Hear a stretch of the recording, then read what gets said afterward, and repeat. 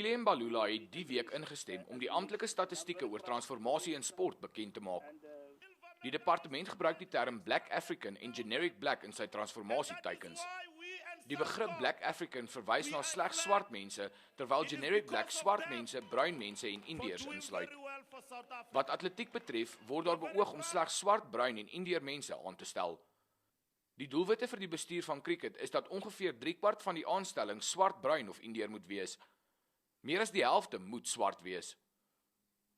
In rugbybestuur moet 60% swart, bruin of Indiër wees. Minstens 40% van die bestuur moet swart wees. Sportbestuurders sê dis nie goed vir sport nie.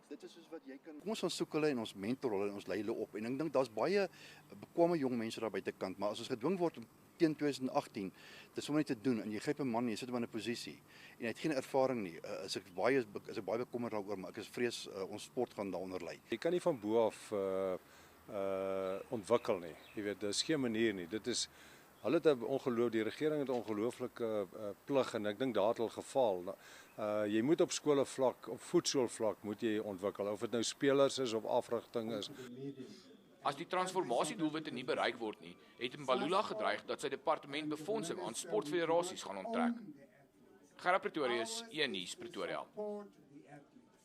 The athletes belong to the federation. So when